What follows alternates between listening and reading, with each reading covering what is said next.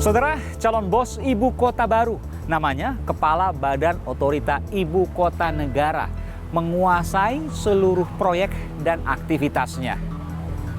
Termasuk proses pindah kilat 4 tahun ke depan 2024, melibatkan uang triliunan, termasuk potensi permasalahan alias gesekan dengan warga lokal. 4 nama disebutkan Presiden Jokowi, ada menteri, bupati, hingga Ahok yang dipermasalahkan sebagai mantan napi. Bagaimana sesungguhnya? Seberapa mungkin kepastiannya? Saudara, saya Aiman Wicaksono. Ikuti saya dalam Ahok dan Utak-Atik Gubernur Ibu Kota Baru.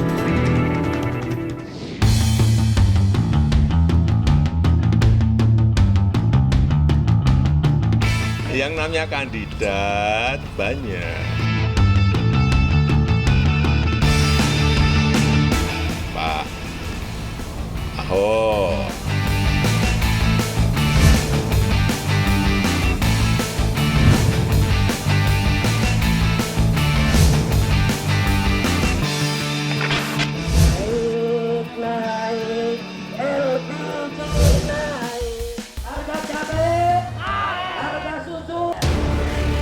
Saudara, mengonfirmasi kepastian nama-nama termasuk Basuki Cahayapurnama menjadi calon Kepala Badan Otorita Ibu Kota Negara Republik Indonesia yang baru. Saya mewawancarai teman dekat dari Basuki Cahayapurnama Ahok, Jarod Saiful Hidayat. Belum apa-apa udah demo. Saya tuh geli sendiri gitu loh ya. Bagaimana dengan pandangan sebagian kalangan yang menyatakan bahwa Pak Jokowi hendak kembali menarik Pak Ahok ke ranah politik untuk dipersiapkan tahun 2024 Pilpres?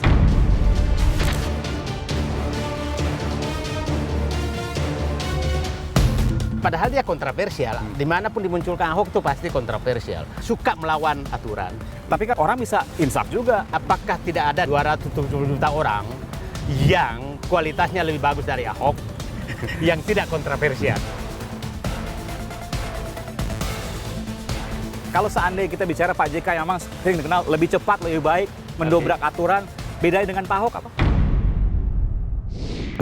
Saudara, bagaimana sesungguhnya hingga Presiden Jokowi menyebutkan ada 4 nama menteri, bupati, profesional hingga Basuki Cahayapurnama Ahok. Berikut informasinya. 2, Pak Ahok.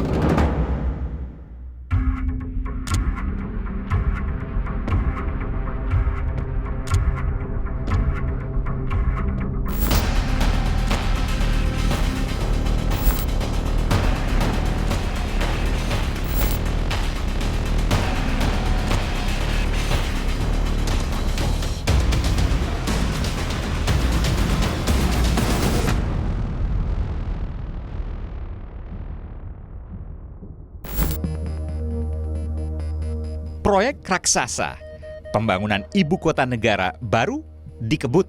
Pasca mendapatkan desain kawasan akhir Desember lalu, pemerintah serius mematangkan rencana induk pembangunan alias master plan. Jalan raya, sumber air, transportasi, listrik, hingga jaringan komunikasi lengkap akan saling terintegrasi. Rencana induk master plan juga menjadi dasar penyusunan rancangan undang-undang ibu kota negara baru. Dasar bekerja semua langkah membangun ibu kota. Minta dilakukan langkah-langkah percepatan. Yang pertama, segera selesaikan semua payung hukum yang dibutuhkan dalam perpindahan ibu kota. Saya sudah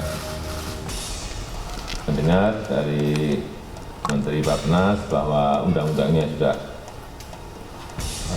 selesai dan mungkin akan disampaikan ke DPR setelah reses. Pemerintah menyiapkan tahapan pindah ibu kota 4 tahun ke depan. Pada tahun ini, 2020, selain melengkapi peraturan, pemerintah juga akan membentuk lembaga khusus. Lembaga khusus ini akan menangani proses pindah ibu kota baru. Tahun berikutnya, 2021, giliran persiapan lahan. Tahap awal, 40.000 hektar siap digelar. Sementara pada 2022, dimulai proses pembangunan seperti Istana Negara, gedung strategis pemerintah, TNI Polri, gedung lembaga-lembaga negara, eksekutif, legislatif, dan yudikatif. Hingga target tahun 2024, ibu kota negara resmi akan dipindahkan dari Jakarta menuju Pulau Kalimantan.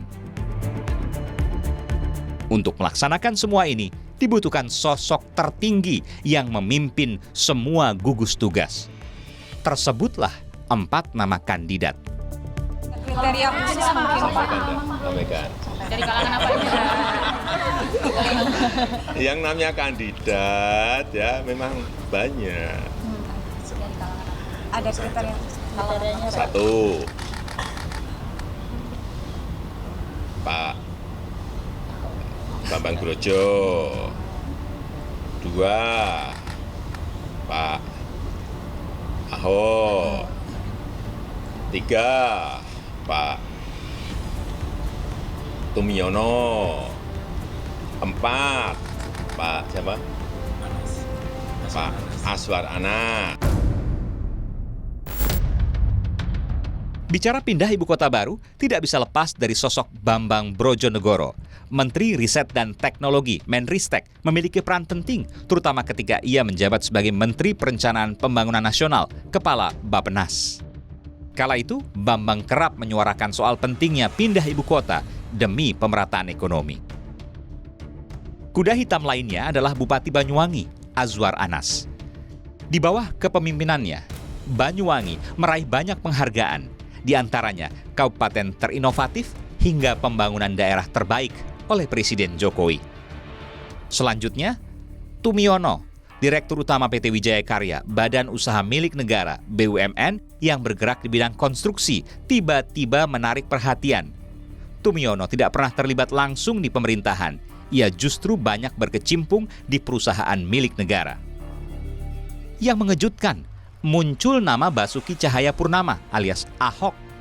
Komisaris Utama Pertamina ini memang sosok penuh pro dan kontra, selain dikenal lugas, blak-blakan.